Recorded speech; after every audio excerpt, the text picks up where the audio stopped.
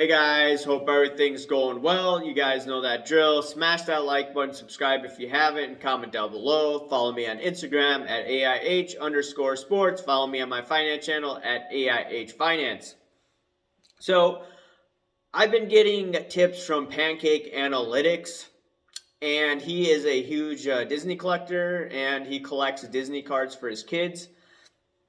And what I like looking at is price action, regardless of sports cards. I usually focus on that, but sometimes I look at non sports cards because that's where people are going to be headed to in the coming years with Fanatics coming in.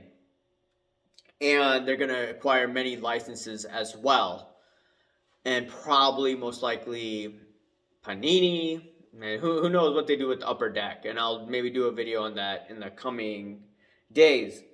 Now, I want to look at Lorcana cards because Pancake has been sending me information. I did some more research on my own, and I'll discuss this. And it's regarding a alleged shill bidding. I believe it's going on, and when I see this going on, it means that price action will probably go to the downside. I like looking at price action.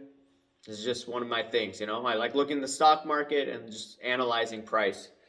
Lorcana D23 Expo, Mickey Brave, Little Taylor.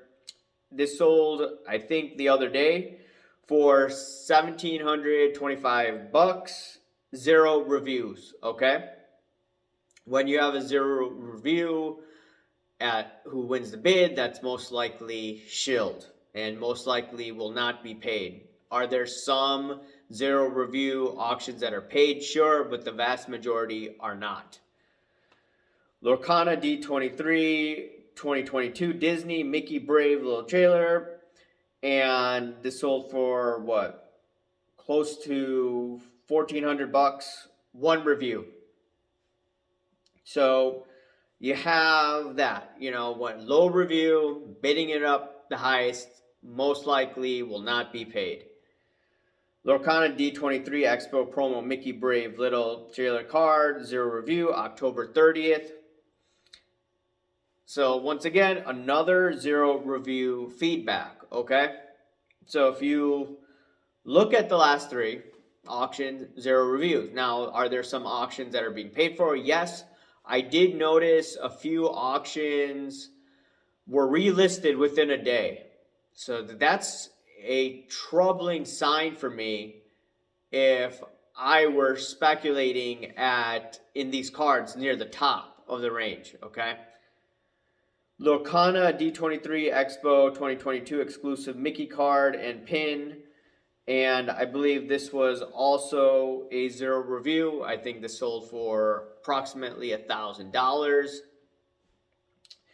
So why do I say that when I see many zero review cards, zero review bids, why price action will most likely go lower? Look at the example of Patrick Mahomes earlier this year and even recently. But let's look at it when it was $3,300. When you have these zero review people, that means that you don't have interest in these cards. They're trying to protect their price in order to persuade others that, hey, look at this sale on eBay as a comp. Or maybe one of these other companies may show, hey, it's a sale, but in reality it wasn't. And then people will be like, hey, look at this comp. I'm going to buy it, right? The constructive criticism I have for some of these comp apps is that they don't update it right away to show that it's a zero review pumper, right? And because of all of this, it creates problems. And someone left me a comment saying like, dude, why are you pumping eBay so much? And the reason why I look at eBay reviews is because I can easily tell the shill bidding. The other auction houses, it's much more difficult to determine shill bidding. Now, could you probably tell if an auction's shilled or not? On other auctions, sure, but it's still much harder to detect that and to say with confidence. I could pretty much say with confidence, in my opinion, these are shilled. And like I said, those Patrick Mahomes cards, the optic hollow PSA 10s, were going for $3,300. Now crash down to what, 1,700 bucks, 1,800 bucks, whatever it is. So that could be a foreshadowing of things to come. Same thing happened with the silver prism card of Mahomes. So you're putting that together. How can you logically say that price action will most likely go lower? Well, in technical analysis, if you run out of buyers, right, what's going to happen to price? It's most likely going to go lower.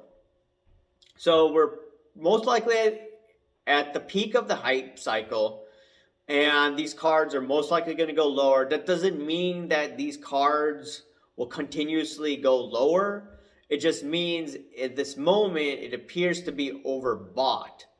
You know, for those that are technicians, technical and analyst guys, right? This shows some weakness based on what I'm seeing, and I expect prices to go lower, and people will eventually stop protecting the prices at these levels. But, you know, I could be wrong, but I've seen this with Mahomes cards. I've seen this with Zero Cool. The same pattern happens, right? Prices just then tank. And I expect the same with the Lorcana cards. And people will be like, who cares about Lorcana? Well, what happens when Fanatics comes up with other cards, niche market cards, and uses influencers to potentially hype them up? You're going to have the same hype cycle, and then eventually you're going to have the zero review pumpers trying to bid this up higher via shield bidding. Same pattern runs over and over and over again. And I remember Pancake Analytics sent me Card Pod. I think CC2 is in it. I'm not saying that they're pumping and dumping. I'm just saying that, hey, when they're talking it up, I become suspicious. Once again, doesn't mean they're involved in hanky-panky. It just makes me suspicious. Red flags arise, right? Auditor's term. But it is what it is, guys. Just wanted to share my thoughts. Anyways, guys, smash that like button, subscribe if you haven't, comment down below, guys. Thank you. Bye.